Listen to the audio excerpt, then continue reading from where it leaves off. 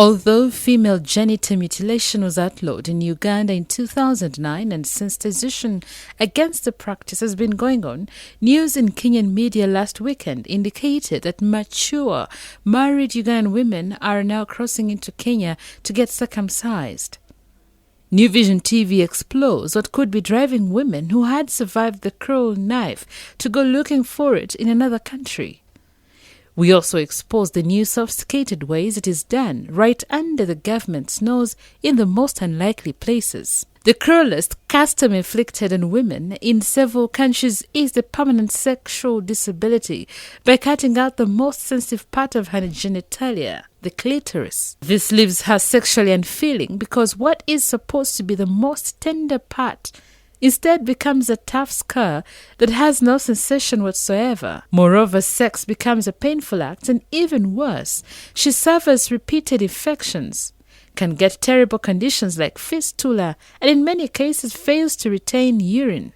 And these conditions are permanent until she dies, if she is lucky not to die during the circumcision, as many do. The victims also have very difficult deliveries, and their babies often die due to prolonged labor. This female genital mutilation is carried out using crude, sharp objects by traditional surgeons. In Uganda, it is practiced by the Sabini around Kapchora and some communities in Karamoja, as well as by migrant Somalis. In Uganda, FGM was fought by different activists until it was outlawed by Parliament in December 2009. Anybody found guilty of circumcising a girl is liable to 10 years imprisonment, while anyone who abets the exercise can be imprisoned for about 5 years. And should it result into death, disability, or cause HIV infection, then the perpetrator is liable to life imprisonment. Uganda's strongest anti-FGM warriors include Parliament Speaker Rebecca Kadaga, who has over the years fought it legislatively, and enlisted President Museveni in the anti-FGM fight. The other outstanding warrior is Minister for General Duties, Mary Karoro Krut, Uganda's literature giant, who 2 years ago also wrote a riveting book, The Switch, that outlines the process and effects of FGM when the figurative switch is turned off permanently.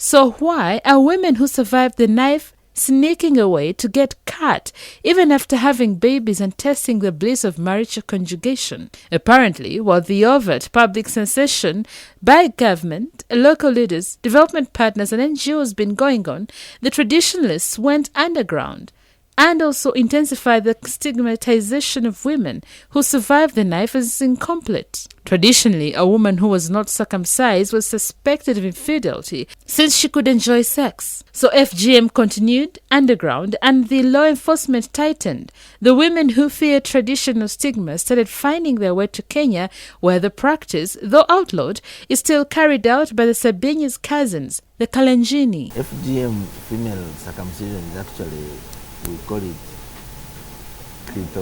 clitoridectomy, where the clitoris is cut out.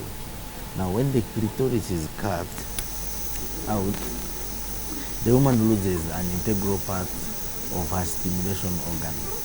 The clitoris is where the nerve endings, which then stimulate the whole system into sex. When a woman is aroused using the clitoris, the whole organ attracts blood into it, it becomes bigger, and it allows the vaginal walls and the other organs to release lubrication, which makes sex very easy and very enjoyable for a woman. Now without it, all that is missing. What remains, the woman has got 3 places that can cause arousal. It's the clitoris, the G-spot, and the vaginal wall stimulation. And the other 3 are stimulated after penetration. So it means without the clitoris, the woman will feel pain at the beginning of sex. And then the stimulation will still not be as much because the integral part where the nerves were supposed to pick it from are not there. But there are even more sinister, sophisticated ways of perpetrating FGM. They're actually horrendous. It is strongly suspected that FGM is now conducted in modern maternity facilities where some midwives hailing from female circumcising communities are either paid or simply convinced to cut 2 types of victims. A woman who's delivering can be cut under the guise of speeding up a difficult delivery, but another gross human rights abuse is the cutting of baby girls whose parents so ask. So the campaigns to them to resist circumcision as they approach puberty come more than a decade late. Besides the terrible health hazards, what do the victims of FGM miss that other women get? Sex counselling specialist Hilary Bainemigisha, better known as Dr. Love, explains. Where it is cut, a scar remains, and that scar is zero elasticity. So when during childbirth, when the vagina and the vulva needs to expand to allow the head of the baby to come, that place remains strictured because it is a scar. It cannot expand. And that brings risks, high risks of fistula, high risks of stillbirth, and also risks of cesarean birth.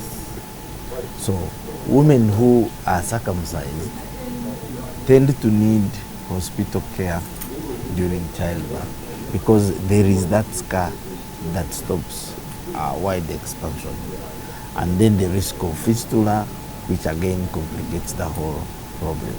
As the tradition is 4 new ways of perpetrating FGM, will the authorities keep up so as to save our women from this dangerous lifelong disability?